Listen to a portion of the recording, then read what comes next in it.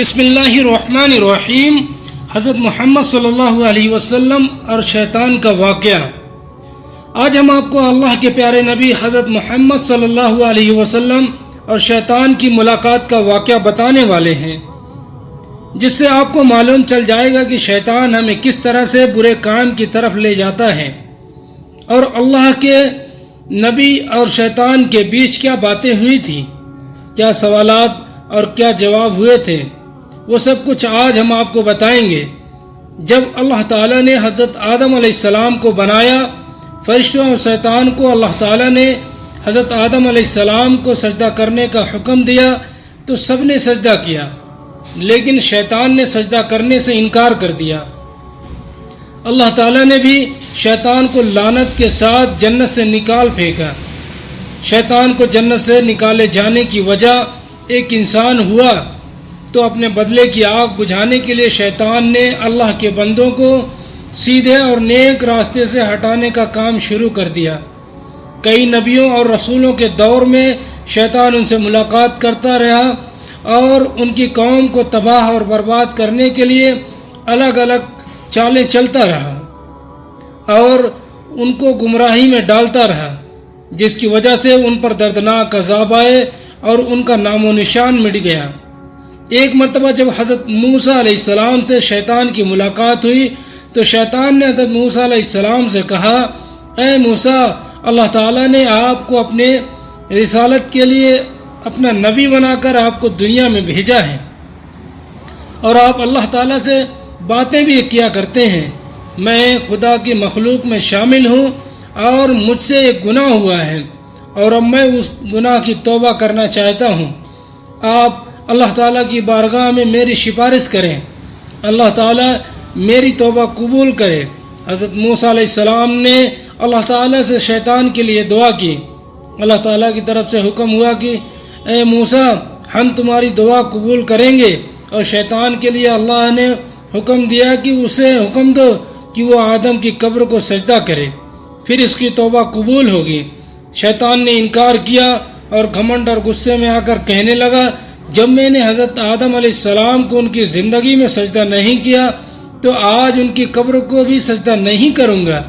تو شیطان نے کہا، اے موسیٰ، آپ نے اللہ تعالیٰ کی بارگاہ میں میری سفارش کی ہے، اس کے لیے تمہارا مجھ پر حق بنتا ہے۔ چلو میں تم کو کچھ راز کی باتیں بتاتا ہوں، تم مجھ کو 3 حالاتوں میں یاد کیا کرو، ایسا نہ ہو کہ میں تم کو ان 3 وقت میں برباد اور تباہ کر کے رکھ دوں۔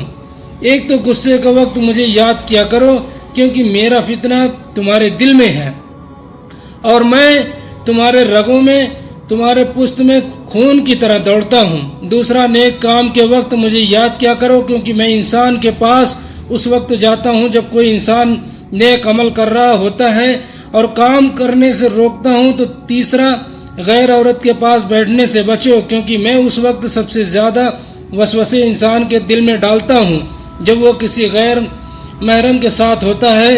حضرت ابن عباس رضی اللہ تعالیٰ عنہ فرماتے ہیں کہ حضرت محمد صلی اللہ علیہ وسلم مسجد سے باہر نکلے تو وہاں شیطان کھڑا ہوا تھا۔ آپ صلی اللہ علیہ وسلم نے شیطان سے پوچھا، کس چیز نے تجھے مسجد کے قریب لایا ہے؟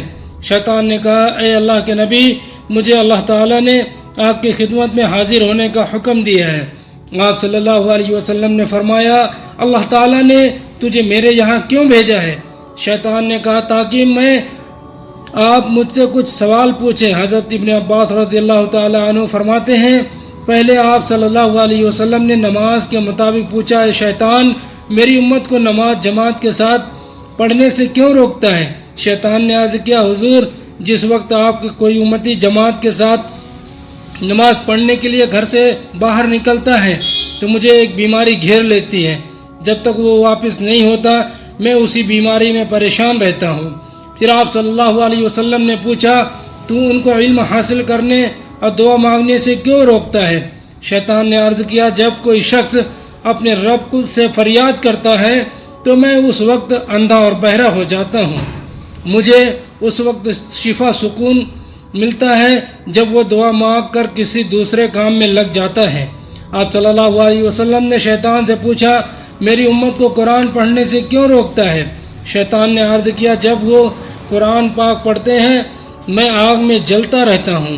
پھر آپ صلی اللہ علیہ وسلم حضرت محمد صلی اللہ علیہ وسلم نے فرمایا تم ان کو نیک کام کرنے سے کیوں روکتے ہو؟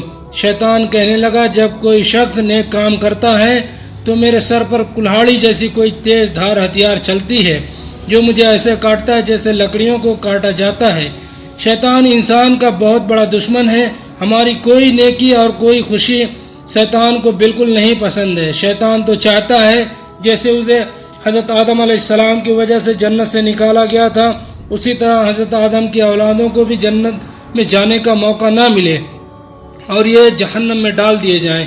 جس طرح شیطان اور اس کی اولاد کو جہنم میں ڈال دیا جائے گا، اسی لیے شیطان لاکھ کوشش کرتا ہے کہ انسان کو صحیح راستے سے بھٹکا دے، برے کام کی طرف اسے لے جائے، شراب، جوا، چوری، زنا اور دوسرے گندے کاموں میں ان کا دھیان لے جائے، ان کی آخرت کو برباد کر دے۔ اللہ تعالیٰ سے دعا ہے کہ وہ ہمیں